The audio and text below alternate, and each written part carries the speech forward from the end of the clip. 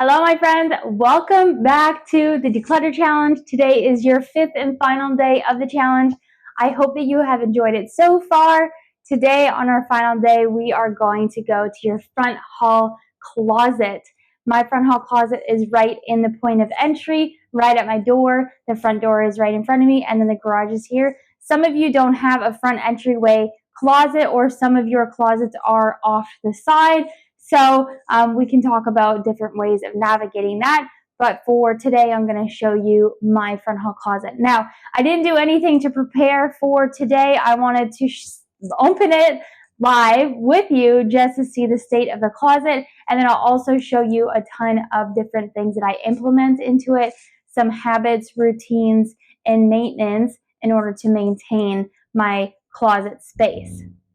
So because I'm a creature of habit, I don't always like to hang up my coats first thing when I walk in the door. I know so many of you are like this. I know I'm not alone because most of my clients have hooks right outside of their closet door. It's just easier, you know what I mean? So what I've done is I have some hooks hanging on my garage door. This is just like an over the door hook. It works perfect. And then I have another set right here because a lot of times when I have guests come over for either my vision board workshops or for my family members or whoever it may be, those spaces, they fill up very fast. So I just like to keep them there. And what I notice is if a couple, like if more than 2 or 3 end up on here because I have decided to use a bunch of coats that week, or several in a day, that happens. What I'll do is I will put them all away, and then I'll do a fresh start. The following day I'll choose whatever coat that I'm going to wear, put it up there, and again, that's just how I maintain a clutter-free, tidy space. If I notice that it's looking congested, that's when I will put it all away and then restart fresh the next day. This right here is also an extension to my front entryway. Because my closet is so small, I felt like I needed a better accessible spot to put our hats and our mitts and things like that. So this thing was actually really cheap. It was like $40 off of Facebook Marketplace. I absolutely love it. I refinished it to match the crate that I built for my dog right beside me. It was a lot of fun. I changed up the handles. I put like a gloss finish just so that if it gets dirty or something, it's really easy to wipe. And then just some basic, simple decor just to spruce up the front entryway, because why not? So I have one here for my son, one for myself, some overflow because let's be honest, I probably have too many hats, but I keep the ones that I love and get rid of the rest.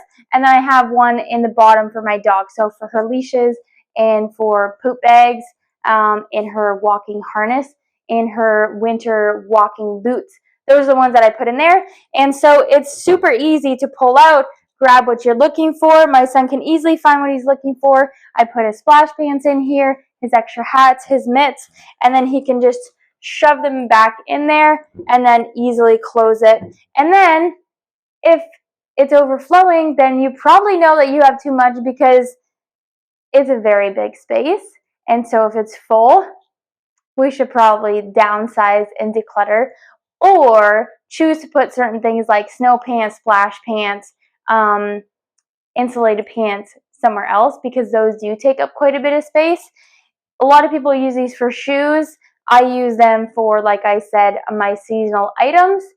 Maybe in the summertime I would put sandals in there, but it's unlikely because I have a closet for that purpose. And so I really only need it for hats, mitts, gloves in the winter, and then maybe my splash pants. And in the summer, I put my hats and sunscreen, things like that in there as well. So you can find these, this is from IKEA. If you find one used, you can totally do a DIY project and spruce it up like what I have. I absolutely love it. It was so much fun. It wasn't too costly to refinish it, and it just makes me feel so happy every time I look at it. It just has a really nice, fresh feeling to it. Okay, so one last thing that I have added to my front entryway is a little command center, if you will. Here I like to hang up my bag. I don't really carry purses, so all I'll have is like a shoulder bag. And I also like to put my keys here so that as soon as I come in, I know exactly where they go and where to find them when I'm looking for them. I can also put my sunglasses here. What else? If I get mail and I'm not ready to action it yet, I'll put it up here instead of on any other flat surface, because if it goes on any other flat surface, it's gonna go there to die, and I know it's just gonna get scooped up with other random stuff and not be actioned. So if I don't have the time, I'll put the mail there. Other little things that need to be actioned, like a receipt that I have to get refunded for, that I just haven't done just yet, I'm not going to put it on a kitchen counter or anything like that, because then it's going to get lost. So very few items are allowed on here. I'm very intentional about what stays on here so that it doesn't stay cluttered. Every single thing that you have in your home must have a purpose. You must have boundaries around what can and cannot go on it, and you must have a maintenance plan in place. So if this starts getting cluttered, I know that I got to clean it up. I know I got to get rid of some stuff. I know that I got to check my boundaries around what's allowed on here and what's not. And if something isn't working, then I have to create a new habit around it, or I have to change the system, because habits can be hard to change. So a lot of times it's better to just create a system in place with that habit that you might have, so that, you know, if you're someone who doesn't like to always hang up their coats inside of the closet all the time, like me, then incorporate a new system that works with your habits, not against you. We're not trying to change our habits constantly, because we'd be trying to change so many all at once. So just create systems around your current habits. Okay, now I'm going to show you my closet. I don't know what's in here, you guys. I mean, I do, but anyways, let's just have a look.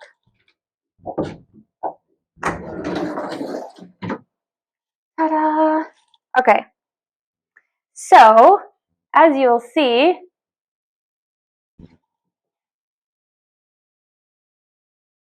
not so bad. It's very small, as you can see. Just gonna prop you up there. So I seasonalize my coats. In the winter, I put my summer coats downstairs in the basement. I moved a hanging rack so that, like, near my washer and dryer is where I store out of season coats. And then whenever the seasons change, I go and take out my winter coats and then I swap the place.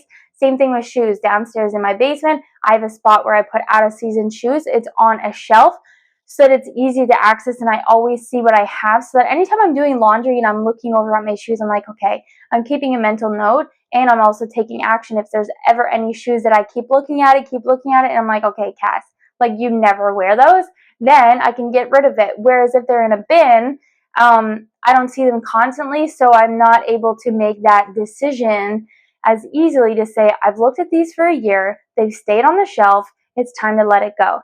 Now, not everyone has a space to have shelves for their shoes. Now, I only have one shelf for me, one shelf for my son, and then a small, like, hanging pole from the ceiling for our coats, which I'm happy to show you guys another time.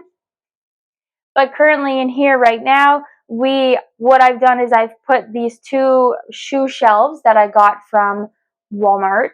And sorry, the light is not very good because we don't have a light in here, so I'm just trying my best.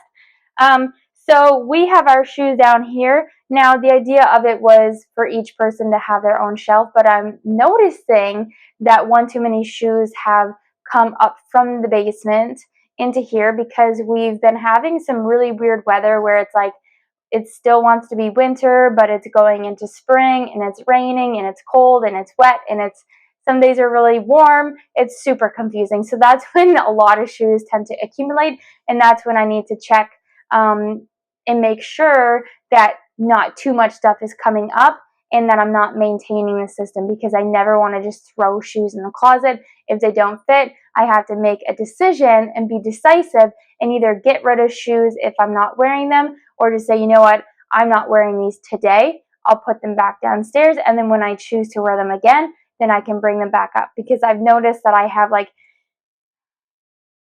let me just be honest with you here. I have 1, 2, 3, 4. Not so bad. I have 4 pairs of running shoes here. I have a coat.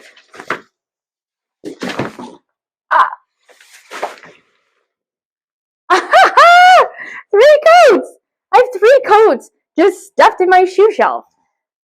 Okay. Those don't belong there. They belong downstairs, or I have to create a new space for them. That is very funny. That must have been me being too lazy to, I don't know, hang them up or something. So, back to programming. Okay, my son has two pairs of running shoes here, but I know that these are too small and they have a hole in them. So let me get to teaching. What you're going to do in your space is exactly what I'm doing. You're going to assess. You're going to call yourself out on your BS. You're going to look inside your closet and you're going to pull everything out one by one and you're going to be like, do I wear this? Yes or no?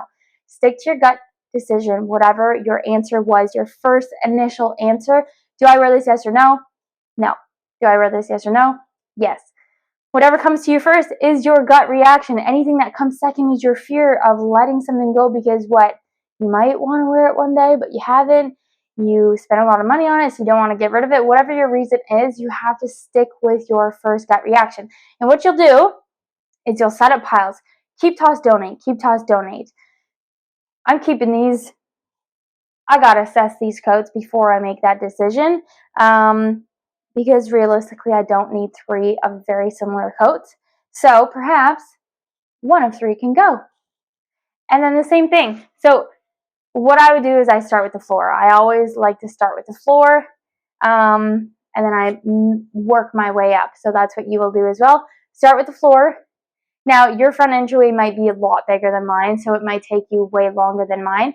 Mine should take me about 10, 15 minutes, but it's also because I maintain it. So if you have never seasonalized your front closet before, well, now's your time to do that. So you will eventually go out and buy a bin or implement a system in your bedroom or in your basement to seasonalize.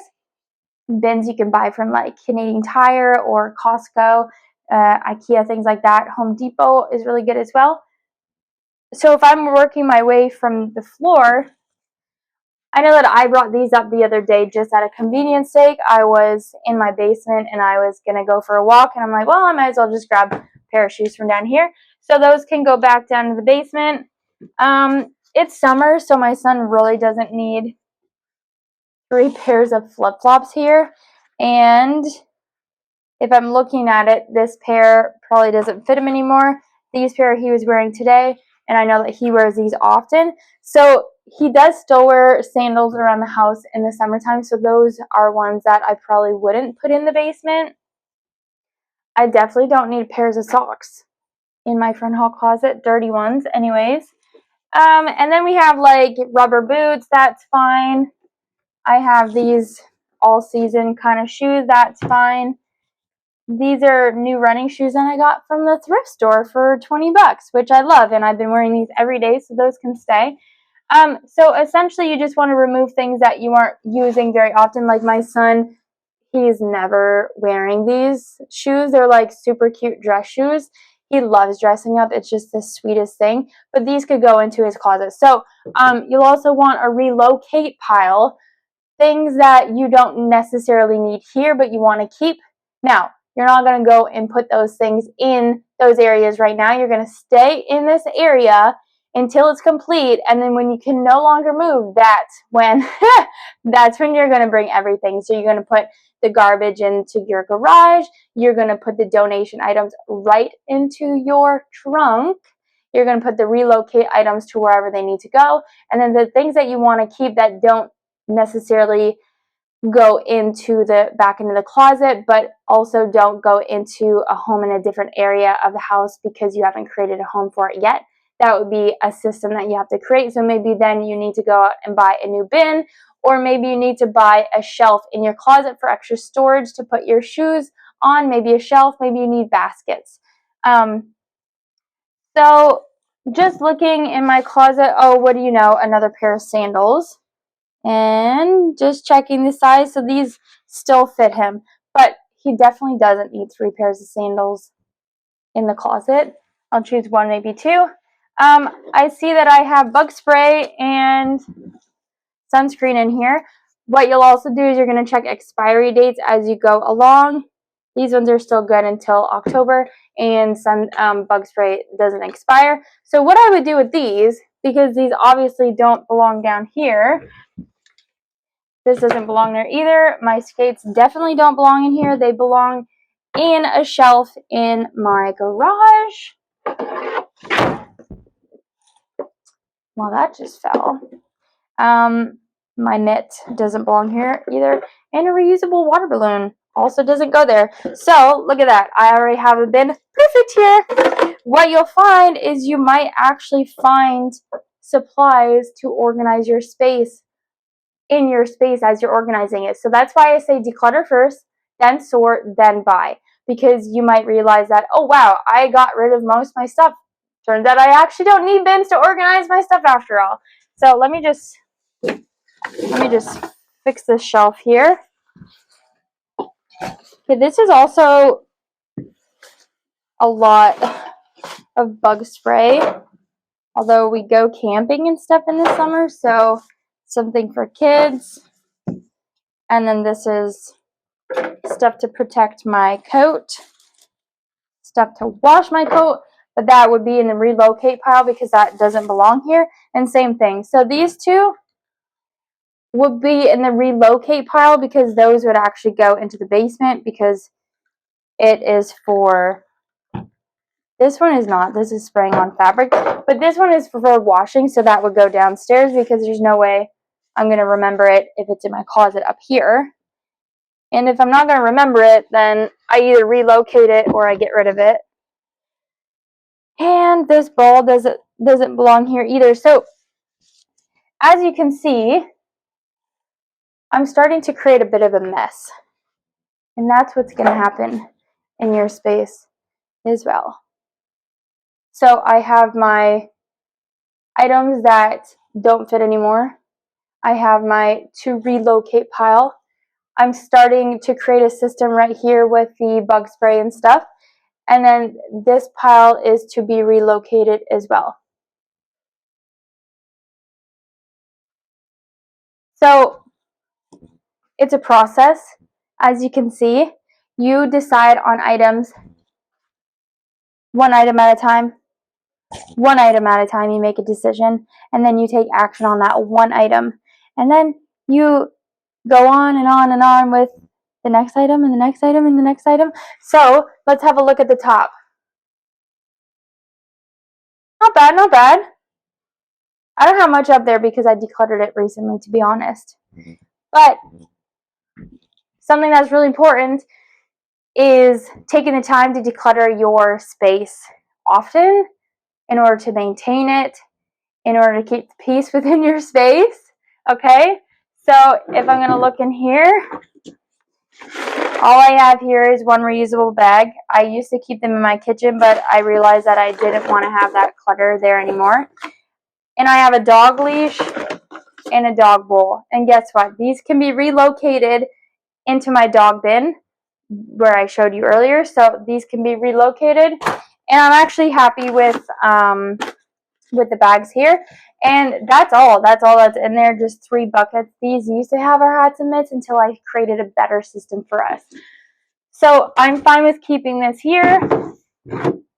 In case I need bins for something else, I have space for my area to grow. So it's okay to leave empty bins in your space because this system is just waiting for you to use it if ever you need to use it. I keep my garbage bags here. I keep my dog shampoo here, although this is something that I would actually put in my bathroom because, again, if I don't see it, I'm not going to use it. So this goes in my relocate pile. And then the only other thing I have in here is when I buy a big box of dog poop bags, I like to empty them into this bucket so that it's easy to grab. I have like 2 on the go in her everyday pull-out cabinet, and then these are just extras because if I had all of these in her drawer, I would constantly be starting new rolls and new rolls, and then they end up in my sweaters and then in the washing machine, and then I just have a whole big bunch of ridiculousness. Okay, so that's it. Create systems, I would recommend clear bins as much as you can so that you can see what you have. Now, I really like the buckets that I have here just because they are sturdy. They have handles. They're also waterproof so that they're easy to clean out. I don't always recommend fabric baskets or bins or wicker baskets for your front hall closet just because those kind of things shed. If they get dirty, they're harder to clean. They don't fit as well together. And so if you can get a clear bin, for example, like this one here, this is a clear bin. It's a rectangle, so other things could fit really nicely beside it. And it also has handles. So this one specifically came in a pack from Costco, but you can get these from Diamond Storage and Canadian Tire. I think they're the iDesign. So what I'll do now is I'll put the new system that I created right up here, and then what I would do to tie it all together is to add some labels, bug and sun. You'll want to do this especially if there's more than you in the house, but if it's just you, you don't necessarily have to add labels. However, if you are someone who the labels help you even if you are on your own, just to take away the guesswork from your brain, then I would definitely recommend it. And then the last thing is the coats. I just did this the other day, so I'm pretty okay with it. But something that could be relocated or possibly getting rid of is this extra vest, because I have a vest right here. Now this one is longer and this one is shorter, as you can see. So they have different purposes. This one is more of like a fall one that I wear with my sweaters. So if it's for fall, I can actually put it in the relocate pile. This one I'll wear actually all year round, so it's kind of like a coat, but it's a vest. And then my son, he has two coats and like a sweater coat. I have my parka. I have my like sportswear, like this is a thin Columbia coat. And then I have my coat where I play in the snow with. Yeah, I play in the snow. Yes, I do. And then I have my winter jean jacket, and then I have my coat for when it's not so cold, and I take this on walks. This one is soaking wet because I just went for a walk in the rain, so I'm letting it there to dry.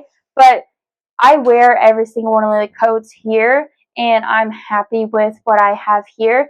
I just got rid of a couple coats because I replaced it with a new coat that I got this year. So that's great. So all I have to do now is I don't have any more systems to create because I already have them up here. But if you don't already have systems, then once you have decluttered and sorted out everything that you choose to keep, then you have to ask yourself, okay, what system would work best to contain these items? I don't want you to have any loose items up on your shelf, like my bug and sun bin that is contained, instead of things having loosely on the shelf, because although you could put things neatly on a shelf, they will get disorganized, they'll fall over, and then when things are looking cluttered, clutter attracts to that.